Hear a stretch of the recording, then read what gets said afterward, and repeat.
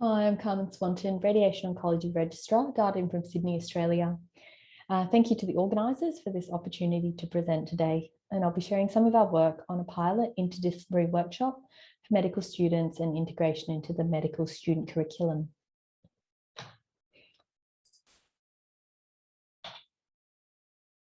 So, as we know, radiation oncology forms one of the key cornerstones of cancer treatment.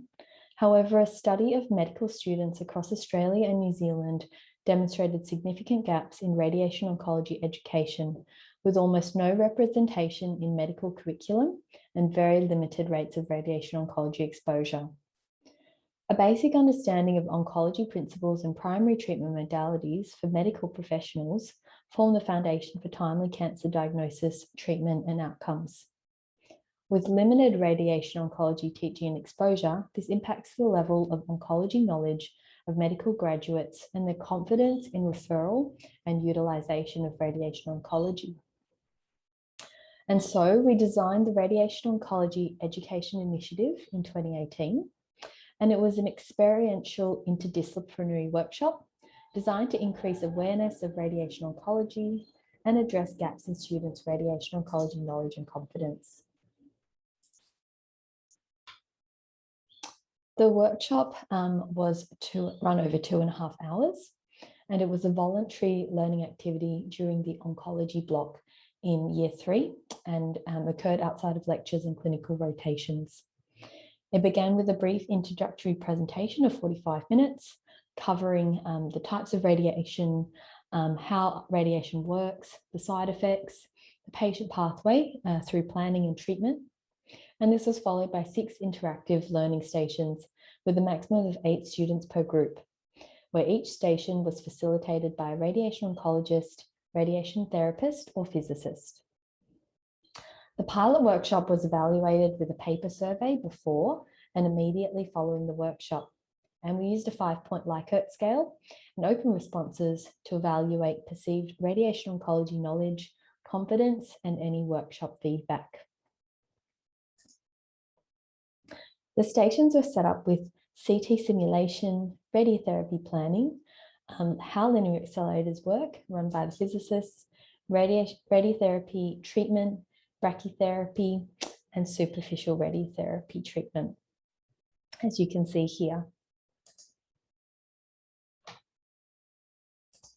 So in a cohort of 51, there were 44 students who participated in the workshop. We had a 100% completion rate of the pre-survey and 86% of the post-survey.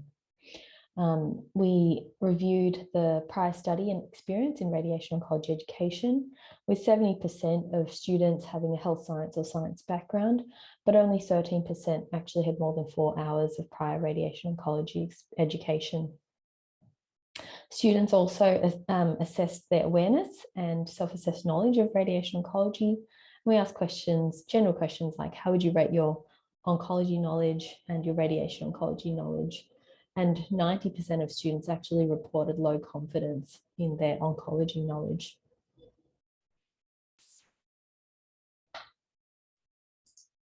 We also evaluated their objective knowledge about radiation therapy, where students were quizzed and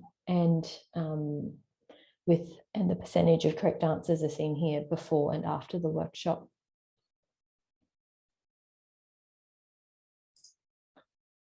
There was also qualitative evaluation, and the highlights can be seen here, where there was a high level of students who would recommend the workshop to other students.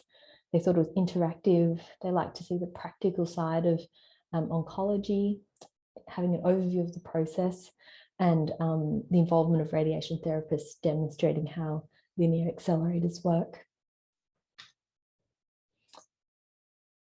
There were some suggested improvements, in particular to do with logistics and also maximising the clinical experience.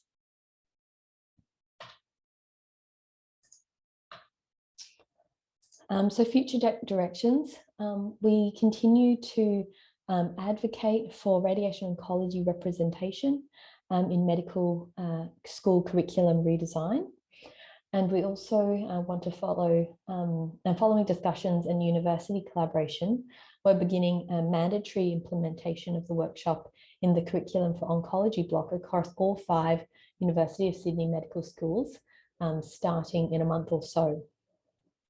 We also hope this initiative forms an educational resource for other Australian and New Zealand medical schools, or perhaps even globally. Just wanted to give some final acknowledgements to Associate Professor Sandra Turner, who's my supervisor, and a radiation oncology educational leader in Australia, and the support of Targeting Cancer and our department at the Crown Princess Mary Cancer Centre at Westmead. Wonderful. Thank you so much. That was so great. There's been a lot of commentary in the chat just thanking you for getting up so early, because we know there's a big time difference between us and you. So thank you for joining us. One of the questions I had for you was, there may be a little bit of difference in the way medical school is set up between the US and Sydney in Australia. And so you spoke about an oncology block. Can you talk to us a little bit about what that is? Is that in the clinical years for students, or more in the preclinical years? Yeah, so we've got, there are undergraduate and postgraduate courses in Australia, but typically you'll have 2 preclinical years and then 2 to 3 post years in the hospital, based around different rotations. So at the University of Sydney, because it's a postgrad course, that you spend 2 years rotating between, medicine, surgery, emergency, critical care, and then oncology is one of those blocks.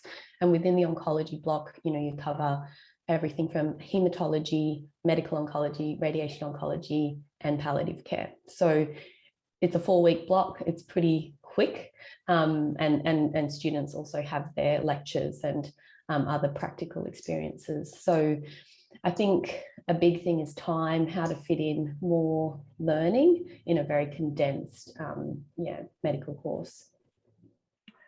So speaking to that, one of the future directions you mentioned was integration into the med school curriculum. I think that's something that many people on this call are super passionate about, but may have gotten pushback from leadership as to where exactly radiation oncology should fall within the medical school curriculum, if at all. And so I'd be interested to hear your thoughts as to, how that process has been going, or if the University of Sydney has been receptive into integration of RAD-ONC into the medical school curriculum. Yeah, and I think that's definitely a challenge and requires a lot of ongoing discussion and collaboration, and I think an openness, I think, from the university side. I think we've established a very long-standing relationship, in particular Associate Professor Sandra Turner and others who are coming up, and I think it's because medical oncology is actually very involved, because certainly in Australia we're very physician and surgery driven medical courses. Like they're the key people who actually are involved in establishing the curriculum. So we've got a really good relationship with the medoncs, and we work very closely. So I think that's been an avenue, and running the pilot was an opportunity to see if this could work, and it could show some improvement in knowledge and benefit. And actually there was just a lot of interest from the student side of things. So I think sometimes the proof's in the pudding, and when you run something and people are receptive and they love it, that can often be a really great driver. So I think take chances and give it a go, and then sometimes really good things can come out of it. And we've been, it's taken a lot of time and energy and effort, but we've really advocated to include more radiation oncology teaching. And because I think this is so deliverable, I think a more extended program could also be helpful, but because this is so deliverable, that's been probably part of integrating this into an already very condensed block. Yeah. That's wonderful. There's one last question for you in the chat from Anna Lausches. Do you think there's opportunities for collaboration across continents based on the work you guys have done? Oh yeah, absolutely. We would love to. I mean, I think even being part of this session, there's so much to learn from everyone, in the US and globally. And so I think certainly more collaboration and sort of working out what the challenges are and then how to overcome them is a lot. And also not reinventing the wheel. Like, we know what works, and so replicating that would be really useful, and definitely my details are on the slides, and I'd be more than happy to continue the conversation offline. Wonderful. Thank you so much. I'm sure you'll hear from a lot of us, and thank you for joining us so early in the morning. My pleasure. Thanks for having me.